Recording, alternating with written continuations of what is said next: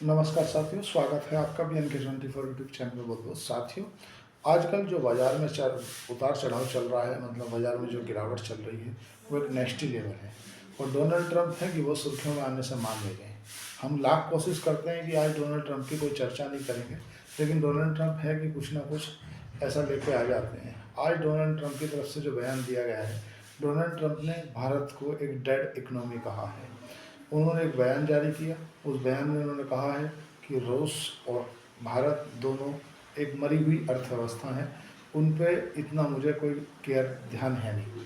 और वो जिस तरह के बयान दे रहे हैं, न जाने उनकी और फूफा वाली फीलिंग आ रही है। फूफा की कोई बात हो ना हो, अगर कहीं शादी समारोह हो और फूफा हो, तो फूफा का एक नैतिक दायित्व है कि उन्हें नाराज़ होना है। डोनाल्ड ट्रंप भी वैसे ही हैं। डोनाल्ड ट्रंप ज़बरदस्ती की बातें कर रहे हैं। जो पाकिस्तान अपने आप में भूखा मर रहा है, वो कहते हैं कि आपको पाकिस्तान से तेल खरीदना चाहिए। क्या ऐसा संभव है? पाकिस्तान के अपने खुद के चूल्हे नहीं जल रहे, उसके यहाँ खुद के टैंकरों की वो नहीं है, उससे संधि कर ली। भारत ने भी इसका तोड़ निकाल दिया। हालांकि उन्होंने क्या किया, जो भारत से उन्होंने 25% का अभी एक बेस लाइन टैरिफ और घोषणा की उन्होंने। जो कल इन्होंने बोल दिया था वो तो बोल दिया था। आज व्हाइट हाउस, जो मतलब वहाँ के एक तरह से व्हाइट हाउस वहाँ का मुख्यालय है अमेरिका का, वहाँ से एक सूची जारी हुई है। उससे बहुत ही चौंकाने वाली खबरें आई हैं। पहली खबर तो ये आई है कि जो ब्राज़ील है, ब्राज़ील के ऊपर इन्होंने 50% का टैरिफ लगा दिया था कि हम आपके ऊपर 50% का टैरिफ लगा रहे हैं। और ब्राज़ील ने बोल दिया था ठीक है, हम आपसे अब व्यापार ही नहीं करना, लगा लो। क्योंकि ब्राज़ील के साथ अमेरिका व्यापार करके फ़ायदे में रहता है, मतलब सरप्लस में रहता है। तो उसे घटा करके 10% कर दिया गया। और दूसरा जो कि कनाडा, कनाडा को इन्होंने 25% का टैरिफ लगाया था, उसको बढ़ा करके 35% कर दिया गया। मतलब उस पर 10% एडिशनल बढ़ा दिया। और आप बात बताओ, अगर कोई ब्राज़ील से सामान जाता है वहाँ पे 100 रुपये का, तो 110 का हुआ। और उसी के पड़ोसी अगर कनाडा से जाता है तो 135 का हुआ। मतलब ये नेक्स्ट लेवल चल रहा है जियो पॉलिटिक्स में। भारत ने भी तंज भरे लिहाजे में कहा है कि भारत के जो पीयूष गोयल हैं, जो वाणिज्य मंत्री हैं, उन्होंने कहा है कि भारत आपको जल्दी ही दुनिया की तीसरी सबसे बड़ी अर्थव्यवस्था बन के दिखाएगा। मेरे को लग रहा है वो वाली कि ठुकरा के मेरा प्यार अब तुम मेरा इंतकाम देखेगी। भारत की तरफ से भी कुछ ऐसी जो बयान है वो जारी किए गए हैं। बोले ठीक है, हम दुनिया की तीसरी अर्थव्यवस्था बनेंगे, आपके लिए हम मरी हुई अर्थव्यवस्था है, मतलब डेड इकोनॉमी है। और उन्होंने ये भी बोला है कि 8 तारीख तक अगर रूस और यूक्रेन के बीच में सब व्यापार संधि नहीं होती है, इसके बाद अगर कोई दोस्त रूस के साथ में व्यापार करेगा, मतलब तेल खरीदेगा, तो उसके ऊपर भी सेकेंडरी सैंक्शन लगा दिया जाएगा। अब कितने परसेंट होगा ये नहीं। भारत को चिढ़ाने के पर्पज से डोनाल्ड ट्रंप ने पाकिस्तान के साथ में संधि कर ली है कि भारत अमेरिका पाकिस्तान के अंदर ऑयल रिजर्व डेवलप करेगा, ताकि वो अमेरिका रूस को कहीं ना कहीं काउंटर कर सके। और जो गल्फ़ के अंदर जो लोग रूस से तेल खरीद रहे हैं, मतलब तुम्हारा यूएई, इराक, ईरान, इधर से ना खरीदते हुए वो अमेरिका का तेल खरीदे। भारत भी F-60, जैसे कि आप जानते हो F-35 या F-60 को लेकर के डील चल रही थी। ये लगभग 875 करोड़ रुपए का एक विमान आता है। भारत ने भी उसको इग्नोर मार दिया है कि हम ऐसी कोई रक्षा डील नहीं करेंगे। तो जब वो सुखोई और F-60, सुखोई रूस का है और F-60 अमेरिका का है। अमेरिका चाहता है कि उससे F-60 ले लो या तो F-35 ले लो। रूस बोलता है हमसे सुखोई ले लो और आपको हम टेक्नोलॉजी इसकी जो है वो शेयर करेंगे। और अमेरिका बोलता है हम आपको टेक्नोलॉजी शेयर नहीं करेंगे। मतलब एक तरफ रूस बोलता है कि आप इसमें ब्रह्मोस जैसी मिसाइल लोड कर सकते हैं, अमेरिका बोलता है नहीं, हम इसमें केवल ये आपको फाइटर जेट, मतलब फाइटर जेट, इसके अलावा इसमें आप कुछ मॉडिफाई करने नहीं देंगे, ऐसा समझो। खैर वो थोड़ा नेक्स्ट लेवल हो जाएगा। बाजार का थोड़ी सी चर्चा कर लेते हैं। देखो, आज सोना और चांदी दोनों ही बहुत गिर के बंद हुए हैं। मतलब जो चांदी 1,13,000 कल थी, वो आज 1,10,000 पे आ गई है। थोड़ा सा मैं ये चाहता हूँ कि सोना चांदी के बारे में भी चर्चा कर ली जाए, एकदम बाजार के बारे में भी चर्चा हो जाए कि बाजार क्यों गिरा है। ये तो हम समझ ही लेंगे कि डोनाल्ड ट्रंप तो मानेंगे नहीं, वो तो अपने व्यापारों के हितों को सामने रखते हैं। सोना चांदी दोनों में काफ़ी उतार चढ़ाव देखने के लिए मिला है। सोना 98,000 पे आ गया है और चांदी 1,10,000 पे आ गई है। अगर बात करें हम बास्केट ऑफ करेंसी की, तो हमारा रुपया कमज़ोर हुआ है, मतलब 5 महीने का रिकॉर्ड लो पे है और लाइफ टाइम लो के मात्र 40 पैसे दूर है। लाइफ टाइम के लो के 40 पैसे दूर है, मतलब हमारा रुपया 87 रुपये 60 पैसे का कारोबार कर रहा है। पीछे अब देखो जो 84-85 पे चल रहा था, अब 87-88 के आसपास आ गया। मतलब 4 रुपया तो हमारा रुपया ही कमज़ोर हो गया है। ठीक है। बात करें कल के एफआईआई और डीआईआई के आंकड़े की, तो कल एफआईआई मतलब घरेलू संस्थागत जो एफआईआई विदेशी संस्थागत निवेशक है उनकी तरफ से इस कैश और इंडेक्स फ्यूचर वगैरह सब मिला करके 8,350 करोड़ के आसपास की बिकवाली देखने के लिए मिली। और बात करें डीआईआई की, घरेलू संस्थागत निवेशक, तो उनकी तरफ से लगभग 6,000 करोड़ के आसपास की खरीदारी देखने के लिए मिली। 6,400 करोड़ के आसपास की खरीदारी जो है वो कल के आंकड़े में आई है।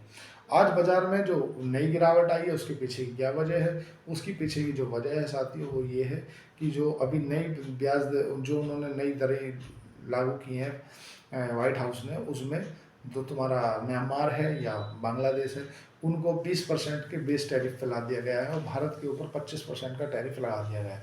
यही कारण है कि आपको देखने के लिए मिला कि आज जो स्टॉक हैं उनमें ज़्यादा गिरावट आई। कल तक ये इतनी गिरावट नहीं थी, आज गिरावट बढ़ी है। उसके पीछे वजह ये है कि भारत की जो 5% एडिशनल टैरिफ था ना, वो पहले 35% उस पर लगा रखा था बांग्लादेश पे, अब 20% के बेस पे ले आए और 5% अधिक टैक्स है भारत पे। अगर कोई अमेरिका का कोई कारोबारी भारत से प्रोडक्ट बुलाता है तो 100 अगर 100 रुपये का सामान है तो 125 का पड़ेगा। सेम प्रोडक्ट अगर वो बांग्लादेश से बुलाता है तो 100 रुपये का सामान 120 रुपये का पड़ेगा। पहले वो 135 का पड़ रहा था। आज जो फ्रेश गिरावट बनी उसके पीछे की ये वजह है। दूसरी जो मतलब आज की अगर मैन कंक्लूजन में पहुँचे तो उनके जो दिए जाने वाले बयान हैं और उन बयानों में जो उन्होंने पाकिस्तान के साथ में संधि को लेके करार दिया है, और रिजल्ट तो आप जानती हो कि रिजल्ट कोई खासा कुछ आ नहीं रहा है। मतलब आज अगर सबसे सही रिजल्ट और अच्छे रिजल्टों में देखेंगे ना तो जेएसडब्ल्यू के सबसे अच्छे रिजल्ट आए हैं। और वहीं अगर सबसे ख़राब रिजल्ट की बात करेंगे तो आरती इंडस्ट्री के बेहद ख़राब रिजल्ट आए हैं। अच्छी बात यह है कि 15 अगस्त के बाद जो ये रिजल्ट सेशन चालू है, ये रिजल्ट सेशन हो जाएगा ख़त्म। और रिजल्ट सेशन ख़त्म हो जाएगा मतलब उसका मतलब ये है कि ये जो बार बार हमें पैनिक हो रहा ना, उसका इतना प्रोविज़न डाल दिया, उसका इतना घट गया, उसका इतना घट गया, ये धंधा बंद हो जाएगा। 15 अगस्त के बाद कुछ दिन के लिए शांति मिलेगी। और अगर पिछले 10 सालों का डाटा निकाल कर देखें तो 10 में से 6 बार जो अगस्त महीना है ना वो हमेशा पॉजिटिव में रहा है। चाहे भले ही निफ्टी 1% का मूव दे, चाहे दे 1.5% का मूव, पर निफ्टी का जो पिछले 10 सालों का डाटा निकाल के देखें कि पर साल अगस्त में क्या स्थिति रही है, तो 10 में से 6 बार निफ्टी ने पॉजिटिव रिटर्न दिए हैं। तो इसलिए घबराने की तो बात है नहीं। अब आप सोचो कि यार अब होगा क्या जनरली। साथियों देखो मेरी बात सुनो, सबसे मेन बात जो है ना वो ये है कि अमेरिका को भारत की ज़रूरत है। ज़रूरत क्यों है? क्योंकि अमेरिका को काउंटर करना है चीन को, और किसको काउंटर करना है? रूस को। अगर इन दो को काउंटर करना है तो उसे एक बड़ी अर्थव्यवस्था चाहिए। पाकिस्तान को तो वो ठीक है, मतलब वो हमें चिढ़ाने की वजह से उसे गोद में बिठा रहा है, उससे ज़्यादा कुछ नहीं है। नहीं तो भारत अगर चीन के साथ और रूस के साथ मिल जाता है तो तीनों बड़ी अर्थव्यवस्था हैं।